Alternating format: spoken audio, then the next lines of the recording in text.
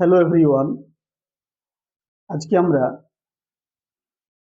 ABTA test পেপারের মাধ্যমিকের যে এবিটিএ টেস্ট পেপার তার 53 নম্বর যে পেজ 53, এই পেজের শর্ট প্রশ্নগুলো, ম্যাথমেটিক্সের শর্ট প্রশ্নগুলো নিয়ে আলোচনা করব। প্রথমে আমাদের যে প্রশ্নটি আছে এমসিকিউ 1 নম্বরে, প্রতি বছর নির্দিষ্ট শতকরা হারে পরিবর্তিত হয়ে বর্তমানে একটি অঞ্চলের পরিযায়ী শ্রমিকের সংখ্যা 5000 ইন্টু 11/10 হোল টু দি পাওয়ার 3 জন হলে 3 বছর পর ওই অঞ্চলের শ্রমিকের সংখ্যা হবে 5000 জন। 3 বছর পরে ওই অঞ্চলের শ্রমিকের সংখ্যা অপরিবর্তিত থাকবে, প্রতি বছর 10% হারে বৃদ্ধি পায়, প্রতি বছর 11% হারে হ্রাস পায়। এই হচ্ছে আমাদের এমসিকিউ 1-এর যে প্রশ্ন, সেই প্রশ্ন। আরেকবার দেখে নিই প্রশ্নটা। না, প্রতি বছর নির্দিষ্ট শতকরা হারে পরিবর্তিত হয়ে বর্তমানে একটি অঞ্চলের পরিযায়ী শ্রমিকের সংখ্যা, বর্তমানে একটা অঞ্চলের পরিযায়ী শ্রমিকের সংখ্যা কত বলে দেওয়া আছে। তার আগে আমরা আগের দিন বলেছিলাম যে শর্ট প্রশ্নগুলো কিভাবে করব। না, এইটা মনে করছি খাতার একটা পেজ, ওইটা খাতার একটা পেজ। এখানে আমরা একটু ডান দিকে জায়গা বেশি রেখে বাঁ দিকে জায়গা কম রেখে মাঝে মাঝে বা একটু বেশি জায়গা নিয়ে ডান দিকটাতে মাঝে মাঝে খাতাটাকে দুটো ভাগে ভাগ করে দেবো। এই দিকের অংশটা রাফ হিসাবে ব্যবহার করব শর্ট প্রশ্নের জন্য, আর এই পাশে দাগ নাম্বার দিয়ে শুধু উত্তরগুলো লিখবো, এটা আমরা বলেছিলাম। তো এখানে 1-এর দাগের 1-এর প্রশ্ন কি আছে না, 5 বছর পরে, 5 বছর, প্রতি বছর একটা নির্দিষ্ট শতকরা হারে পরিবর্তিত হয়ে বর্তমানে পরিযায়ী শ্রমিকের সংখ্যাটা হবে এটা 5000 ইন্টু 11/10 এর হোল কিউব, এটা বলে দেওয়া আছে এত জন।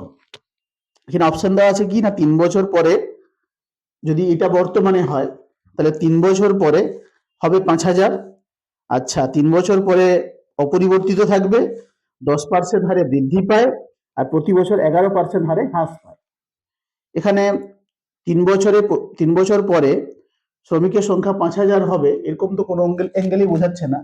এটা আমাদের একটু ভেঙে যদি দেখি, এইভাবে দেখতে পাবো 5000 ইন্টু এটাকে লিখলে 1 প্লাস 10/100 এর হোল কিউব লেখা যাবে। কি করে লেখা যাবে না, এটা যদি কেটে দিই তাহলে 1/10 হচ্ছে, 1/10 তার সঙ্গে 1 যোগ করলে 11/10 হচ্ছে, এভাবে লেখা যাচ্ছে। তার মানে আমাদের যে স্ট্যান্ডার্ড ফর্মুলাটা ছিল পি ইন্টু 1 প্লাস r/100 এর whole to the power n, এর সঙ্গে যদি কম্পেয়ার করি তাহলে দেখা যাচ্ছে কি না, যদি আমাদের কোনো এক সময় বা 3 বছর আগে পি জন থাকে, জনসংখ্যাটা পি জন থাকে বা পরিযায়ী শ্রমিকের সংখ্যা পি জন থাকে, তাহলে r% হারে বৃদ্ধি পেয়ে এই সংখ্যাটা বর্তমানে হবে। এই মিলটা আমরা খুঁজে পাচ্ছি। তাহলে এখানে আমাদের যে সি অপশনটা দিয়েছে প্রতি বছর 10% হারে বৃদ্ধি পায়, এর সঙ্গে কিন্তু মিলছে, অর্থাৎ আমাদের এখানে উত্তর হয়ে যাবে অপশন সি। অর্থাৎ প্রতি বছর আমাদের উত্তর হবে প্রতি বছর 10% হারে বৃদ্ধি পায়, 10% হারে বৃদ্ধি পায়, এই উত্তরটা হবে। এখানে যে উত্তরগুলো দেওয়া ছিল সেই উত্তরগুলোর মধ্য থেকে কিন্তু বাকি কোনো উত্তর আর হবে না। আমরা যদি যে ডাটা দেওয়া আছে তার সঙ্গে স্ট্যান্ডার্ড যে ফর্মুলা সেটা কম্পেয়ার করি তাহলে কিন্তু এটাই আসছে। এবং উত্তর লেখার ক্ষেত্রে আমি বলেছিলাম যে তোমরা উত্তরগুলো লেখার সময় পূর্ণ বাক্যে লিখবে। আমি হয়তো সবসময় পূর্ণ বাক্যে লিখছি বা লিখছি না, কোনো সময় লিখবো কোনো সময় লিখবো না, সেগুলো কিন্তু লক্ষ্য করবে। কিন্তু তোমরা সবসময় পূর্ণ বাক্যে লিখবে। আমি লিখবো না, অনেক সময় হয়তো অনেক বেশি জায়গা যদি লাগে, এখানে যদি লিখতে যাই আমার হয়তো 2টো অঙ্ক করলেই বোর্ডের শেষ হয়ে যাবে, আবার আমাকে প্রথম থেকে পরিষ্কার করে করতে হবে। সেই জন্য আমি কম জায়গা যাতে ব্যবহার করা যায় অনেক সময় লিখবো না, যে এই প্রশ্নটা যদি আমি পূর্ণ বাক্যে লিখতে চাই তাহলে কিন্তু আমার অনেক জায়গা যাবে। সেই জন্য আমি শুধু উত্তরটা লিখে নিয়েছি। রাফে ক্যালকুলেশন করবে, এখানে উত্তর লিখবে, ব্যাস। 1-এর দাগের উত্তর শেষ। আমরা এ বরাবর একটা দাগ দিয়ে দেবো বলেছিলাম, হয়ে গেল। এরপরে 2-এর দাগে, 2-এর দাগে বলেছে এ বি সি ডি ক্রমিক সমানুপাতি হলে এ বি সি ডি, এখানে এ বি সি ডি এরা হচ্ছে ক্রমিক সমানুপাতি। ক্রমিক সমানুপাতি মানে হচ্ছে এ বাই বি সমান বি বাই সি সমান সি বাই ডি, এটা আমরা জানি। ঠিক আছে, এখান থেকে যদি আমরা কে ধরে নিই তাহলে এ এর মান, বি এর মান, সি এর মান সব কিন্তু আমরা ডি দিয়ে পেয়ে যাব। পাওয়ার পরে কোনটা বলছে সত্য হবে, এখানে যে তথ্যগুলো দেওয়া আছে তার মধ্যে কোনটি সত্য হবে। এখানে আমরা দেখতে পাচ্ছি এর যে অপশনটা দেওয়া আছে, এর অপশনটা এবং বি এর অপশনটা এবং ডি এর অপশনটা এগুলো সত্য হবে। কেন সত্য হবে? এগুলোর মধ্যে বলছে কোনটা সত্য নয়, মানে আমাদেরকে যেটা সত্য নয় সেটা উত্তরে লিখতে হবে। এ বি এবং ডি এগুলো কিন্তু আমাদের সত্য হবে। কি করে বুঝলাম সত্য হবে? যদি আমরা প্রত্যেকটা ক্যালকুলেশন করি, প্রত্যেকটা কিন্তু বড় অঙ্ক, 3 নাম্বার করে একটা অঙ্ক, সেগুলো ক্যালকুলেশন করে যদি দেখতে যাই অনেক সময় চলে যাবে। এটা তাহলে কি করে করবো? এগুলো আমাদের প্রত্যেকটা অঙ্ক বইয়ে আছে, টেক্সট বইয়ে আছে। তাতে আমরা দেখেছি ক্রমিক সমানুপাতি হলে একের অঙ্কটাও প্রমাণ করা যায়, এ এরটা, বি এরটা করা যায় এবং ডি এরটা প্রমাণ করা যায়। শুধুমাত্র সি এরটা হবে না, সি এর অপশনটা আমাদের হবে না। তাহলে এই ক্ষেত্রে আমাদের সত্য নয়, সত্য নয় আমাদের সেক্ষেত্রে উত্তরটা হবে সি এরটা, অর্থাৎ অপশন হবে A plus B into C plus D into D plus A, এইটা সমান হবে বলেছে A B plus BC, A B plus BC plus C D এর সঙ্গে সমান হয়েছে হবে বলেছে A plus B, C plus D আর ডি প্লাস এ। এইটি কিন্তু আমাদের সত্য হবে না, বাকি সবগুলো কিন্তু সত্য হবে। তাহলে আমাদের সঠিক উত্তর হবে অপশন সি 2 এর জন্য। এরপরে চলে যাব আমাদের 3 নম্বর প্রশ্ন। 3 নম্বর প্রশ্নের ক্ষেত্রে নিচের কোন ক্ষেত্রে ত্রিভুজ দুটি সদৃশ্য বা সদৃশ্য কিন্তু সর্বসম নয়? আচ্ছা, বলেছে ত্রিভুজ দুটির আকার এক কিন্তু আকৃতি আলাদা। ত্রিভুজ দুটির আকৃতি এক কিন্তু আকার আলাদা। ত্রিভুজ দুটির আকার ও আকৃতি উভয়ই পৃথক। ত্রিভুজ দুটির আকার এবং আকৃতি উভয়ই এক। এখানে কোনটা বলছে আমাদের কি হবে না সদৃশ্য হবে কিন্তু সর্বসম নয়। যদি দুটো আকৃতি, দুটো আকার এবং আকৃতি উভয়ই এক হয় তাহলে তো সর্বসম হবে, সদৃশ্য হবে। আবার দুটির আকার আকৃতি যদি কোনোটাই একই না হয়, অর্থাৎ দুটো যদি পৃথক হয়, সেক্ষেত্রে আমাদের কি হবে না সদৃশ্য এবং সর্বসম কোনোটাই হবে না। আবার সিএ বলেছে ত্রিভুজ দুটির আকার এবং আকৃতি পৃথক, ওটাই সিএ বলেছে। ডিএ ত্রিভুজ দুটির আকৃতি এক কিন্তু আকার আলাদা। আকৃতি এক কিন্তু আকার আলাদা যদি হয় তাহলে কিন্তু আমাদের সদৃশ্য হবে কিন্তু সর্বসম হবে না, অর্থাৎ আমাদের বি এর অপশনটা ঠিক হবে। আমাদের বি এর অপশন হবে কি না সদৃশ্য অথচ সর্বসম নয়। তাহলে আমাদের উত্তর হবে সেক্ষেত্রে ত্রিভুজ দুটি আকৃতি এক কিন্তু আকার আলাদা।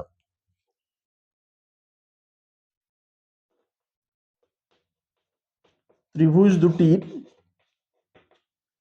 আকৃতি এক কিন্তু আকার আলাদা।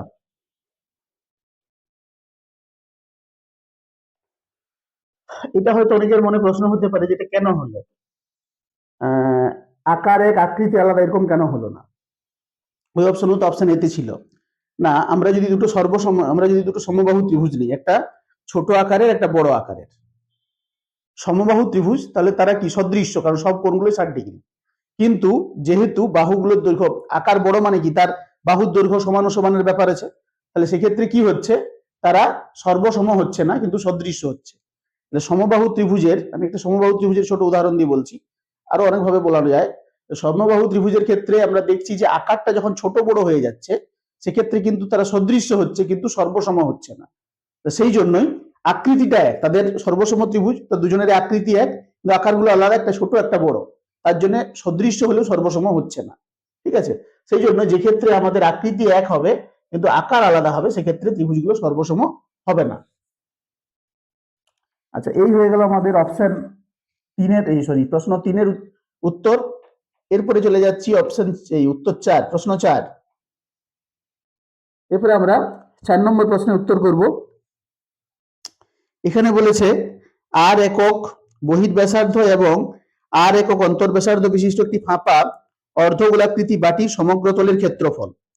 আচ্ছা, বাটি অর্ধগোলক, তাহলে অর্ধগোলকের যে বক্রতলটা, সেই বক্রতলের ক্ষেত্রফল কি হয় আমরা জানি 2πr², যেহেতু ফাঁপা।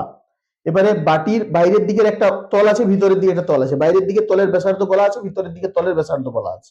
তাহলে এর যে সমগ্র তল, সেই সমগ্র তলের ক্ষেত্রফল আমরা কি করে পাবো? সমগ্র তলের ক্ষেত্রফল পেতে গেলে আমাদেরকে প্রথমে বাইরের বাটির বাইরের দিকের বক্রতলটার ক্ষেত্রফল কত হবে? 2πR²। কেন না, ক্যাপিটাল আর হচ্ছে এর বাইরের ব্যাসার্ধ। আচ্ছা, প্লাস ভিতরের যে তলটা, বক্রতলটা, তার ক্ষেত্রফল কত হবে? 2πr²। প্লাস এরপরে বাটির যে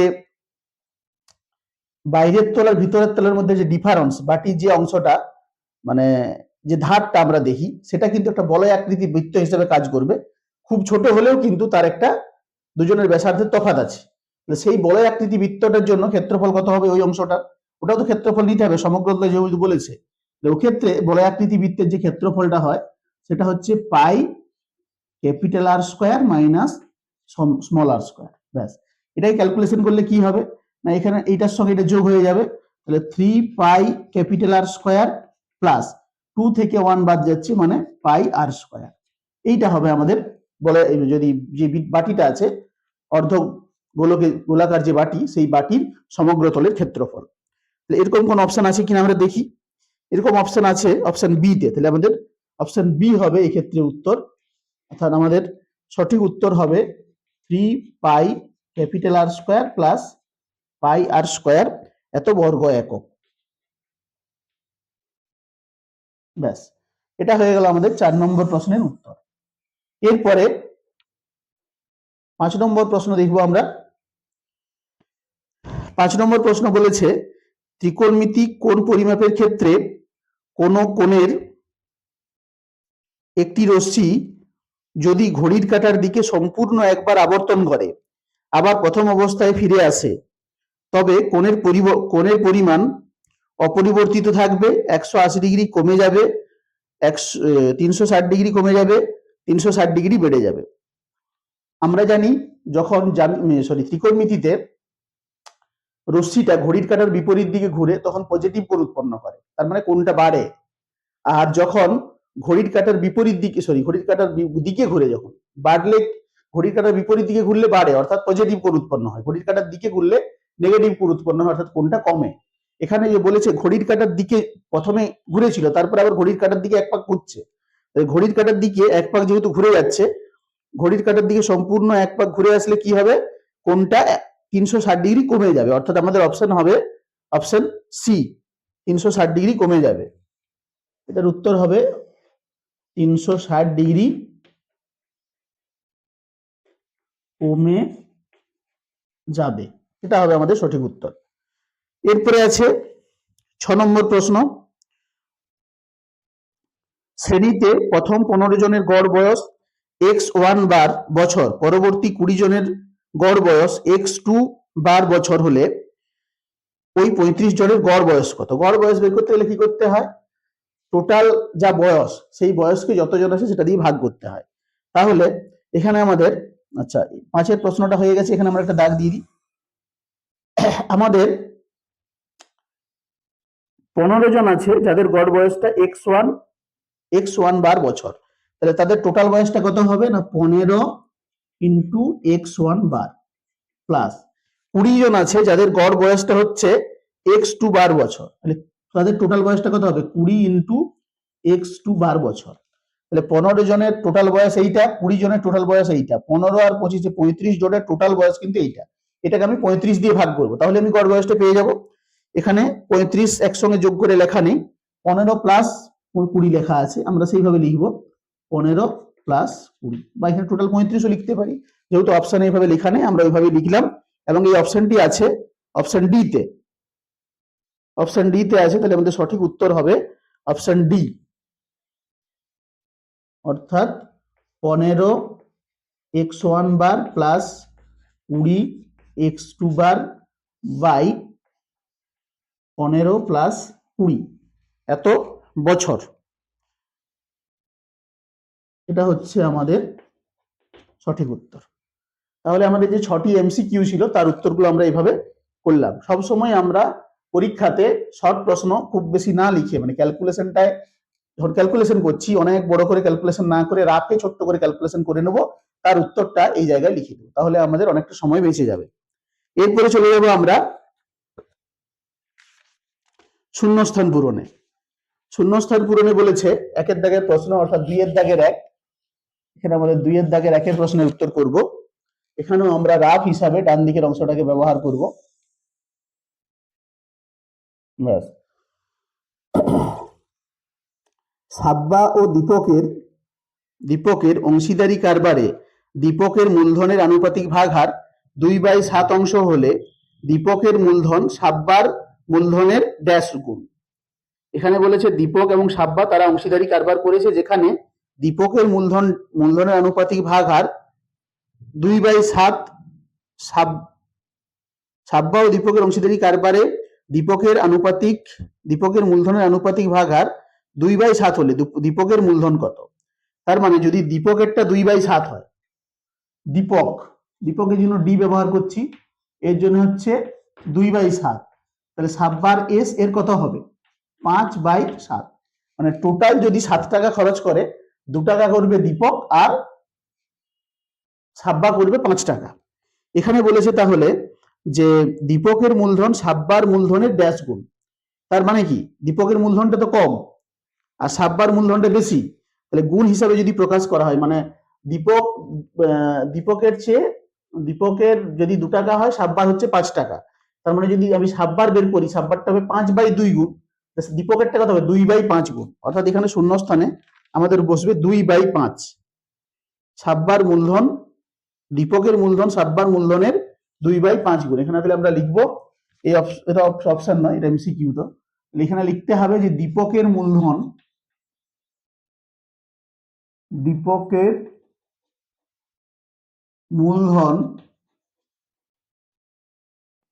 সাব্বার মূলধনের 2/5 গুণ। শূন্যস্থানে 2/5 বসবে।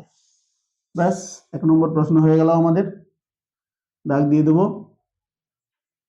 এরপর আমাদের 2 নম্বর প্রশ্ন। 2 নম্বরের প্রশ্ন বলেছে এক্স এবং ওয়াই দুটি চলক, তাদের সম্পর্কিত মানগুলি এইটা, তাহলে এক্স এবং ওয়াই ড্যাশ ভেদে আছে। এখানে যদি প্রথমে আমরা এক্স ওয়াই এর গুণ করি, প্রথমটাতে এক্স ইন্টু ওয়াই করলে কত আসছে? 5×50 হচ্ছে। তারপরটাতে এক্স ওয়াই করলে কত হচ্ছে? এটাও 50 হচ্ছে। তারপরটাতে হচ্ছে এক্স ওয়াই 50, তারপরটাতেও 50, মানে সবগুলোই এক্স ওয়াই এর মান 50 আসছে। আমরা কোন ভেদে আছে, সরল ভেদে না ব্যস্ত ভেদে বোঝার জন্য কি করব? এক্স ওয়াই এর মান বের করব, এক্স বাই ওয়াই এর মান বের করব।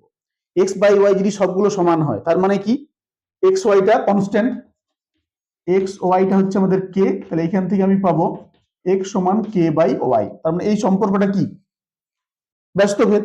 আবার যদি এক্স বাই ওয়াই সমান আমাদের কে হতো, মানে এক্স বাই ওয়াই এর ভ্যালুটা সবসময় একই আসতো, তার মানে এক্স বাই ওয়াইটা তখন কে হতো? তখন কি সরল ভেদ হতো। তাহলে এখানে যেহেতু এক্স ওয়াইটা কনস্ট্যান্ট হয়েছে, তার মানে এটা ব্যস্ত ভেদে আছে। তাহলে আমাদের শূন্যস্থানে বসবে এক্স এবং ওয়াই ড্যাশ ভেদে আছে। এখানে আমরা লিখব এক্স ও ওয়াই ব্যস্ত ভেদে আছে। এ হয়ে গেল আমাদের 2 এর উত্তর। 3 নম্বরে কি আছে দেখি। 3 নম্বরে আছে কোন চতুর্ভুজের 4টি কোণের সমদ্বিখণ্ডকগুলি পরস্পর মিলিত হয়ে যে চতুর্ভুজ গঠন করে সেটি একটি ড্যাশ। আচ্ছা, এখানে একটা চতুর্ভুজ, যে কোনো চতুর্ভুজের কথা বলা আছে। এই চতুর্ভুজের এই কোণের সমদ্বিখণ্ডক এবং এই কোণের সমদ্বিখণ্ডক আসলো, এই কোণের সমদ্বিখণ্ডক এবং এই কোণের সমদ্বিখণ্ডক দিয়ে এখানে একটা চতুর্ভুজ তৈরি করেছে। এই চতুর্ভুজটা কি হবে? এই সম্পর্কে আমাদের মনে রাখতে হবে যে বৃত্তস্থ চতুর্ভুজ সংক্রান্ত যে উপপাদ্য আছে ওই চ্যাপ্টারে 9 নম্বর একটা প্রয়োগ আছে। সেই 9 নম্বর প্রয়োগে পরিষ্কার বলা আছে যে যদি বা 9 নম্বর প্রয়োগ আমরা করেছি, তাহলে বুঝতে পারবো এইভাবে যদি চতুর্ভুজ উৎপন্ন হয়, সেই চতুর্ভুজটা কি হয়? বৃত্তস্থ চতুর্ভুজ হয়। তাহলে এখানে শূন্যস্থানে বসবে বৃত্তস্থ চতুর্ভুজ।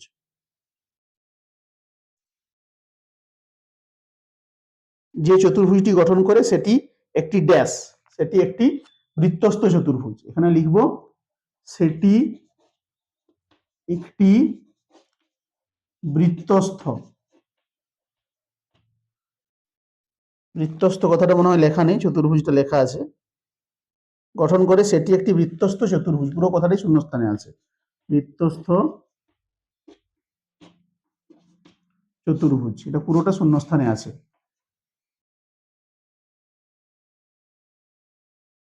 বৃত্তস্থ চতুর্ভুজ। ব্যাস, এখানে কিন্তু আমি পূর্ণ বাক্যে লিখিনি, তোমরা পূর্ণ বাক্যে লিখবে। বারবার কথাটা বলে দিচ্ছি, আমি বোর্ডে করছি বলে জায়গার অসুবিধা বা প্রবলেম হবে বলে আমি কিন্তু পূর্ণ বাক্যে লিখছি না, তোমরা এগুলো পূর্ণ বাক্যে লিখবে। আচ্ছা, এরপরে 3 হয়ে গেল, আমাদের উপরে হবে 4। একটি আয়তক্ষেত্রাকার টুকরোর দৈর্ঘ্যকে অক্ষ করে অক্ষের চারপাশে টুকরোটিকে এবার পূর্ণ আবর্তন করলে যে ঘনবস্তুটি তৈরি হয় তা হলো ড্যাশ। আমরা আয়তক্ষেত্রাকার টুকরোকে যদি টুকরোর দৈর্ঘ্যটাকে, আয়তক্ষেত্রাকার একটা টুকরো তার দৈর্ঘ্যটাকে নিয়ে করে যদি তাকে বৃত্তাকারে ঘুরালে কি হবে? এখানে একটা চোঙ তৈরি হবে, লম্ব বৃত্তাকার চোঙ তৈরি হবে। অর্থাৎ যে ঘনবস্তুটি তৈরি হয় তা হলো ড্যাশ, লম্ব বৃত্তাকার চোঙ বা চোঙ লিখতে হবে। 4এরটা হচ্ছে, তোমরা দেখবে করে নিশ্চয়ই বুঝতে পারবে, পরিষ্কার বুঝতেই পারছো, এমনি অনুমান করো বুঝতে পারবে, তাহলে করে দেখবে তাও বুঝতে পারবে। তাহলে এখানে হবে যে ঘনবস্তুটি তৈরি হবে, যে ঘনবস্তু তৈরি হয় তা হলো, যে ঘনবস্তুটি তৈরি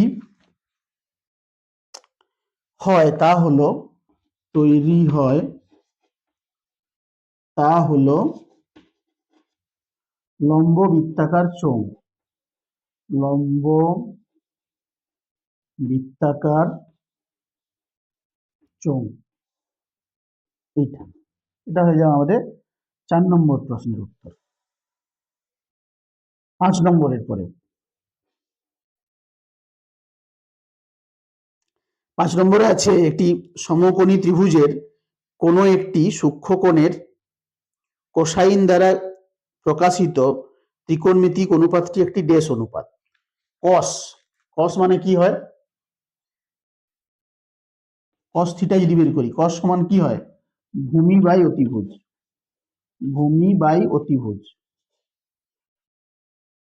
এই যে অনুপাতটা তৈরি হয়েছে ভূমি আর অতিভুজের অনুপাত, সেটা কি লঘু অনুপাত না গুরু অনুপাত? আমরা জানি সবসময় ভূমিটা ছোট হয় আর অতিভুজটা বড় হয়, তাহলে ছোট সংখ্যাটা পরে থাকছে, তার মানে লঘু অনুপাত। তাহলে এখানে আমাদের শূন্যস্থানে বসবে ত্রিকোণমিতিক অনুপাতটি একটি ড্যাশ অনুপাত। অনুপাতটি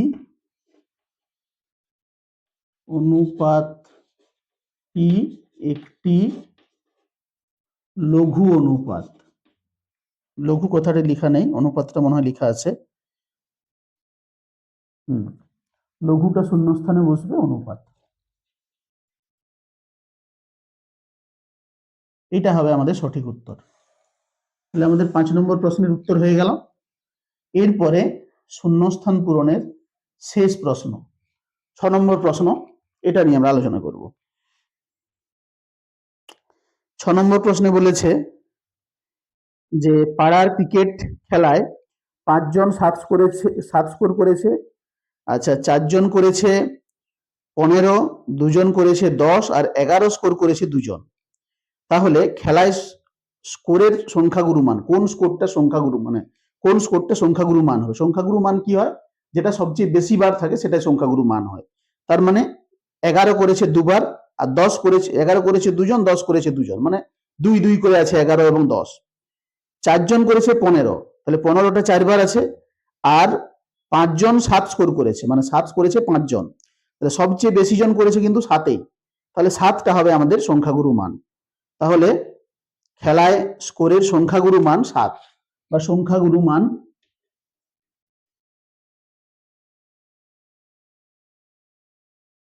সংখ্যাগুরু মান এটা হয়ে যাবে 7। এই হয়ে গেল আমাদের এমসিকিউ এবং শূন্যস্থান পূরণের যে প্রশ্নগুলো ছিল 53 নম্বর পেজে সেই প্রশ্নগুলোর উত্তর। এরপরে আমরা সত্য মিথ্যা যে আছে সেই সত্য মিথ্যা প্রশ্নগুলো আলোচনা করব, সেগুলো একটু দেখে নাও। 3 দাগের 1 প্রশ্নটা যদি আমরা দেখতে পাবো, কোনো টাকার একদিনের সুদ কত পয়সা হলে মাসিক সরল সুদের হার 10% হবে? আচ্ছা, এইটা প্রশ্নটাতে আমাদের ভুল আছে, কারণ সত্য মিথ্যা যেহেতু বলেছে, সত্য মিথ্যা আমরা কার উপরে বলতে পারি? কোনো একটা বিবৃতি দেওয়া থাকলে, কোনো স্টেটমেন্ট দেওয়া থাকলে সেটা সত্য কি মিথ্যা বলতে পারি। প্রশ্ন দিয়ে দিয়েছে, তো বলছে কোনো টাকার 1 বছরের সুদ কত পয়সা হলে মাসিক সরল সুদের হার 10%। তার মানে কত পয়সা সেটা উত্তর বের করতে বলেছে, সেটা তো নয়। আমাদের এখানে একটা বিবৃতি দেওয়া থাকতো, হয়তো বলা থাকতো 5 পয়সা কি 2 পয়সা, তাহলে আমরা উত্তরটা করতে পারতাম, সত্য কি মিথ্যা বলতে পারতাম। এটা প্রশ্নটা ভুল আছে, তাহলে এটা করার আমাদের প্রয়োজন হচ্ছে না। 1 নম্বর প্রশ্নটা ভুল। 3 দাগের 1 এটা উত্তরে আমরা কিন্তু প্রশ্নটা ভুল বা এসব কিছু লিখবো না, 3 দাগের 1 দিয়ে ছেড়ে দেবো। কারণ প্রশ্ন যখন ভুল থাকে তখন এরকম যদি প্রশ্ন হয় তার মানে ভুল থাকলে তার কিন্তু নাম্বার পাওয়া যায়, আমাদের ওগুলো লেখার দরকার নেই। 1 দাগটা আমরা করছি না, আমরা 2 দাগে চলে যাচ্ছি সরাসরি। 2 দাগের প্রশ্নে কি বলে দেওয়া আছে? একটি দ্বিঘাত সমীকরণের দুটি বীজের মধ্যে একটি বাস্তব কিন্তু অপরটি বাস্তব নয়। এটা হয় না। কোনো দ্বিঘাত সমীকরণে দুটো যে বীজ থাকে, দুটো যদি বীজ থাকে তাহলে দুটোই বাস্তব হবে, একটা ইমাজিনারি একটা বাস্তব, এরকম হবে না। তাহলে এটা হচ্ছে মিথ্যা। 1 নম্বর প্রশ্নটা আমার 1 নম্বর প্রশ্নের আমাদের 1 নম্বর নয় 2 নম্বর প্রশ্নের উত্তরটা হবে, লিখবো আমরা বিবৃতিটি মিথ্যা। তাহলে 2 দাগে হচ্ছে বিবৃতিটি বা তথ্যটি মিথ্যা, যে কোনো একটা লিখবো, বিবৃতিটি মিথ্যা। মাঝে মাঝে আমরা দাগ দিয়ে দেবো রাফ ক্যালকুলেশন গুলো করার জন্য, ব্যাস। তাহলে 2 দাগের প্রশ্ন হয়ে গেল। 3 দাগ, 3 দাগের প্রশ্ন, কয়েকটি ভিন্ন বৃত্তের অর্ধবৃত্তস্থ কোণের মান সমান হলে বৃত্তগুলি অবশ্যই সর্বসম হবে না। সর্বসম মানে কি? তারা সব দিক দিয়ে সমান, ঠিক আছে, কিন্তু অর্ধবৃত্তস্থ কোণের পরিমাণ সমান। যে কোনো বৃত্তই হোক, আমি যদি 5 সেন্টিমিটার ব্যাসার্ধ নিয়ে একটি বৃত্ত আঁকি, 10 সেন্টিমিটার আঁকি, 3 সেন্টিমিটার আঁকি, যে কোনো ব্যাসার্ধ নিয়ে যদি আমি বৃত্ত আঁকি, সেই বৃত্তের কিন্তু অর্ধবৃত্তস্থ কোণের মান সবসময় সমান হবে, কারণ আমরা জানি অর্ধবৃত্তস্থ কোণ সবসময় সমকোণ হয়, 90 ডিগ্রি করে কোণগুলো হবে। কিন্তু যেহেতু ব্যাসার্ধগুলো বিভিন্ন নিয়েছি, তার মানে তারা সর্বসম নয়, সব দিকে সমান নয়, ব্যাস। তাহলে এটাও মিথ্যা। তাহলে 3 দাগের বিবৃতিও মিথ্যা। তাহলে বিবৃতিটি বা প্রদত্ত বিবৃতিটি লিখলে ভালো হয়, বিবৃতিটি মিথ্যা। 3 নাম্বার হয়ে গেল আমাদের। আচ্ছা, এরপরে হচ্ছে 4 নম্বর। 4 নম্বরে কি আছে? লম্ব বৃত্তাকার শঙ্কুর শীর্ষবিন্দু থেকে বৃত্তাকার ভূমির উপর লম্ব অঙ্কন করা হলে তা ভূমিকে যে কোনো বিন্দুতে স্পর্শ করে। একটা লম্ব বৃত্তাকার শঙ্কু, সেই লম্ব বৃত্তাকার শঙ্কুর শীর্ষবিন্দু থেকে যদি আমরা ভূমির উপরে লম্ব অঙ্কন করি, সেই লম্ব যে সরল রেখাটা, সেটা বলছে ভূমিকে যে কোনো বিন্দুতে ছেদ করবে। তা কি হয় নাকি? যে কোনো বিন্দুতে ছেদ করে না। ওটা কি? যে ভূমিটা যে বৃত্তের উপরে আছে সেই বৃত্তের কেন্দ্রতে ছেদ করবে, যে কোনো বিন্দুতে নয়। তাহলে এটাও মিথ্যা। তাহলে আমাদের 4 নম্বর প্রশ্ন, এটাও হবে বিবৃতিটি মিথ্যা। বিবৃতিটি মিথ্যা।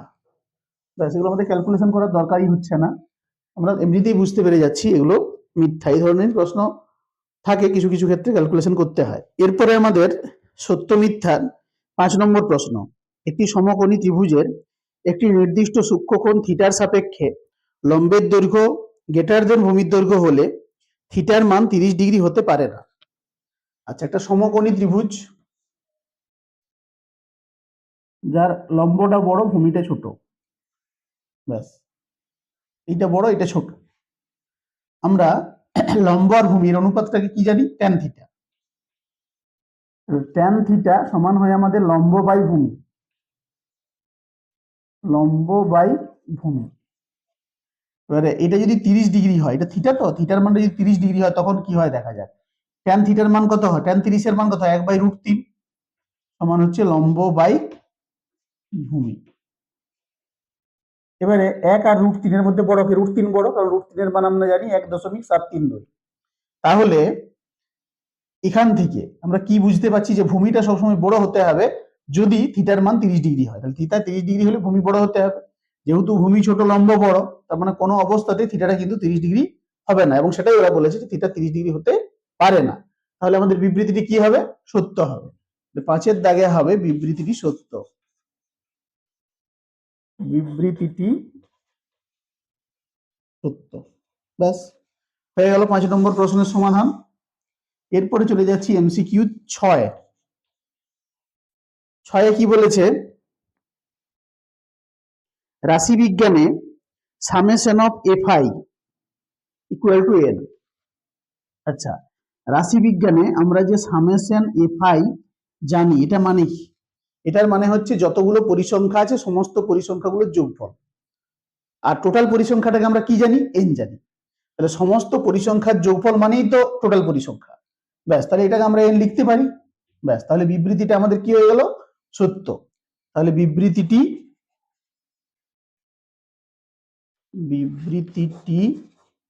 সত্য। ব্যাস, এই ছিল মোটামুটি আজকে আমাদের আলোচনার বিষয়বস্তু।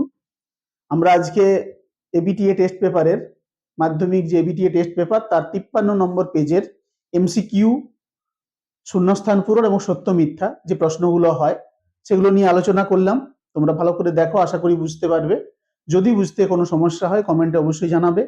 আর সুস্থ থাকো এবং পরীক্ষার জন্য ভালোভাবে প্রিপারেশন নাও।